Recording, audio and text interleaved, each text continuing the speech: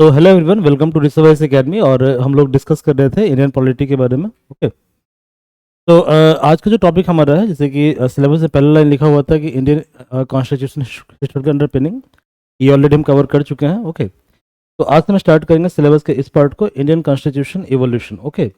और यहाँ पे इवोल्यूशन में पहला जो टॉपिक है that is Indian polity series में ये पहला टॉपिक आपका है कॉन्स्टिट्यूएंट असेंबली। इसको हिंदी में बोलते हैं संविधान सभा। ओके।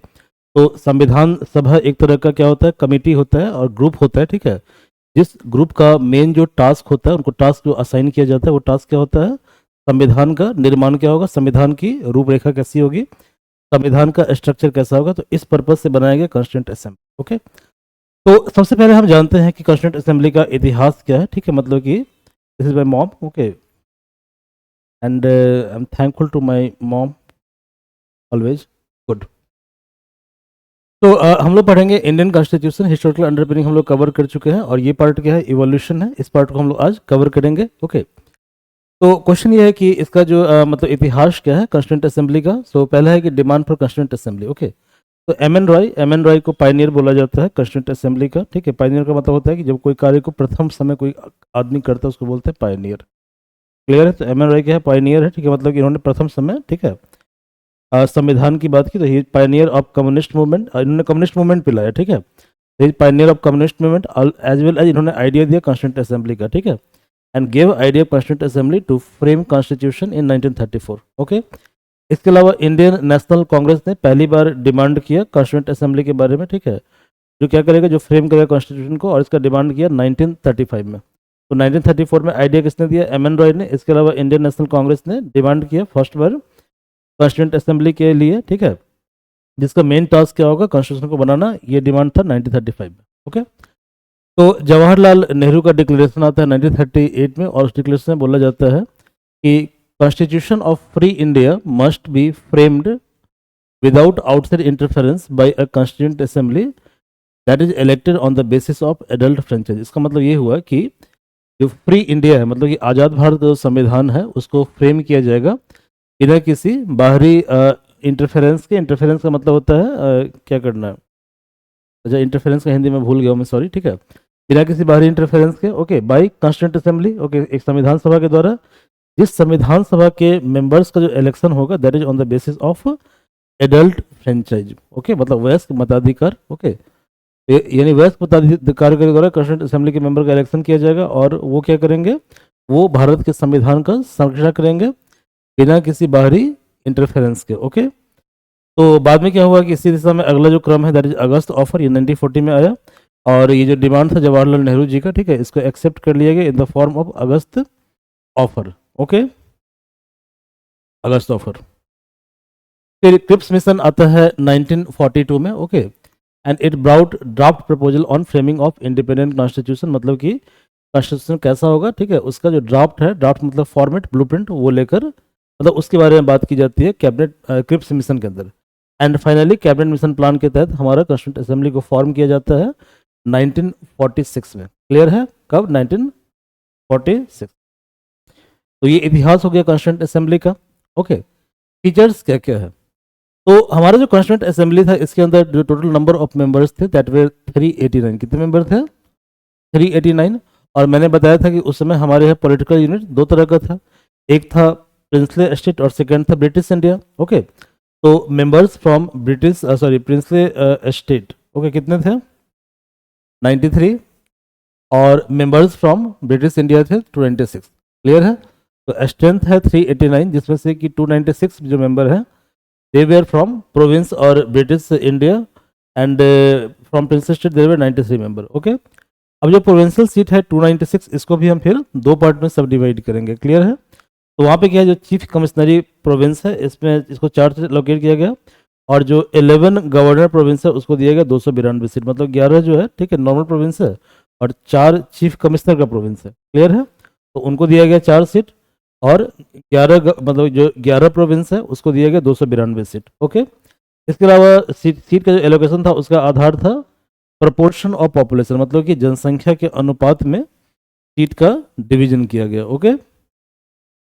इलेक्शन का मेथड क्या था, तो ब्रिटिश प्रोविंस में सीट को अलॉट किया गया, ठीक है, 3 प्रिंसिपल कम्युनिटी के बीच में, मुस्लिम, सिख और जनरल, ओके, यानी all minus MS, okay, all minus MS, okay. और जो प्रिंसली स्टेट है वो क्या करेंगे, मेंबर को नॉमिनेट करेंगे, यानी कहने का मतलब ये हुआ कि प्रिंसली स्टेट क्या करेंगे, मेंबर को नॉमिनेट करेंगे, जबकि जो प्रोविंस या ब्रिटिश इंडिया है इसके अंदर क्या हुआ, सीट को डिवाइड किया गया 3 कम्युनिटी के बीच में, मुस्लिम, सिख और जनरल, ओके, ये समझ में आ गया।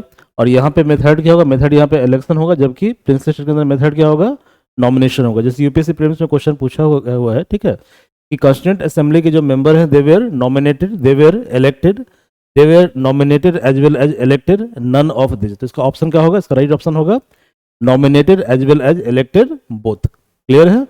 एक बार दोबारा हम लोग रिकैप करते हैं। तो यानी कहने का मतलब ये होगा कि हमारा जो कॉन्स्टिट्यूंट असेंबली था, अच्छा ये भी क्वेश्चन पूछता है प्रीलिम्स के अंदर कि कॉन्स्टिट्यूंट असेंबली का जो गठन है वो कौन सी कमिटी के रिकमेंडेशन के आधार पे हुआ था, ठीक है, क्लियर है, ये इसमें से कौन सा राइट है, ठीक है। तो कैबिनेट मिशन प्लान 1946, इसके तहत क्या हुआ था, इसके तहत कॉन्स्टिट्यूंट असेंबली का निर्माण हुआ था। तो ये सब यूपीएससी प्रीलिम्स का क्वेश्चन है, ओके। तो दोबारा हम देखते हैं जरा। टोटल स्ट्रेंथ है 389, जिसमें कि प्रोविंस या ब्रिटिश इंडिया से 296 मेंबर हैं, प्रिंसली स्टेट से 93 मेंबर हैं। अब जो प्रोविंस है इसको 2 पार्ट में डिवाइड किया गया है, तो एक गवर्नर का प्रोविंस है और एक चीफ कमिश्नर का प्रोविंस है, ओके। तो जो चीफ कमिश्नर प्रोविंस है वहाँ पे 4 से एलोकेट किया गया है, और जो गवर्नर का प्रोविंस है वो 11 प्रोविंस है, इसको 292 से एलोकेट किया गया है, ओके। इसके अलावा सीट का जो डिस्ट्रीब्यूशन उसका आधार क्या है, जनसंख्या है, और जो प्रोविंस है, मतलब कि प्रोविंस का मतलब क्या हुआ, ब्रिटिश इंडिया।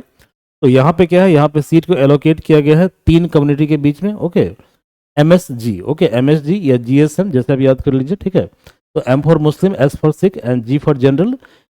जनरल का मतलब हो गया all minus Muslim plus Sikh, और यहाँ पर मेंबर का इलेक्शन होगा, जबकि प्रिंसली स्टेट जो है क्या करेंगे, मेंबर को नॉमिनेट करेंगे, और मेंबर का नॉमिनेशन कौन करेगा, हेड ऑफ द स्टेट करेगा। समझ में आ रहा है। तो इसका मतलब मेंबर क्या है, मेंबर दोनों है, इलेक्टेड है ब्रिटिश इंडिया के अंदर और नॉमिनेटेड कहाँ पे है, प्रिंसली स्टेट के अंदर है। ये आपको याद रखना है, क्वेश्चन प्रीलिम्स में आया हुआ है, ठीक है।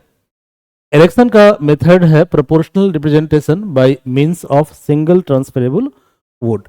ये तरीका क्या होता है, इसको हम लोग पढ़ेंगे प्रेसिडेंट के इलेक्शन में, ठीक है, जब हम पढ़ेंगे प्रेसिडेंट चैप्टर, क्लियर है। तो वहाँ पे हम पढ़ेंगे इस मेथड के बारे में, चूंकि करेंटली इस मेथड को यूज किया जाता है 3 तरह के इलेक्शन में, क्लियर है।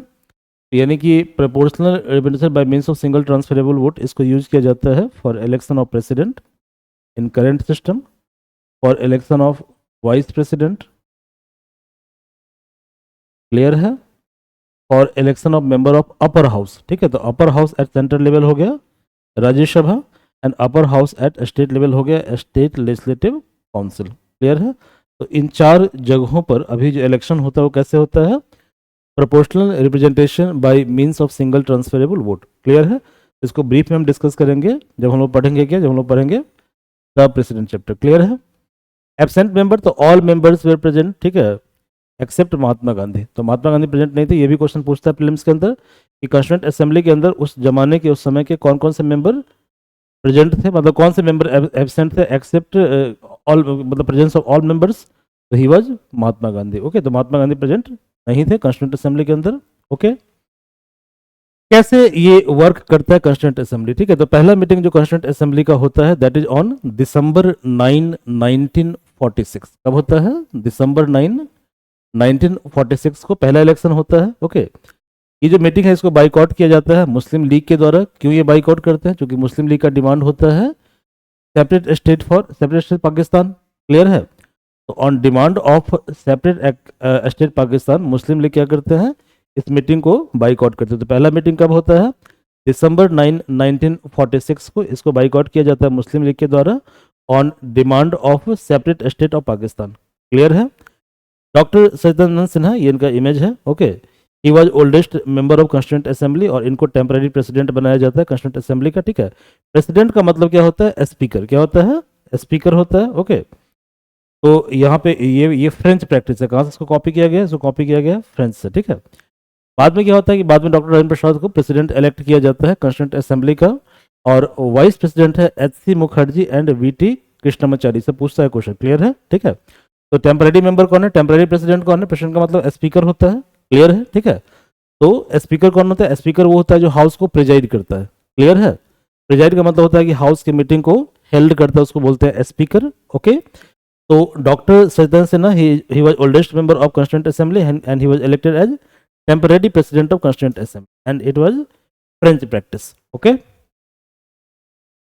परमानेंट जो प्रेसिडेंट है वहाँ का कौन है? Doctor Rajendra Prasad. He was elected as president of constituent assembly and the vice presidents were there were two vice president. ठीक है. The first one is H C. Mukherjee and the second one is V T. Krishnamachari. Okay, V T. Krishnamachari. तो आज हम class को यहीं पे wind up करते हैं. ओके, फिर हम नेक्स्ट सीरीज में नेक्स्ट टॉपिक को हम डिस्कस करेंगे and thank you for your patience.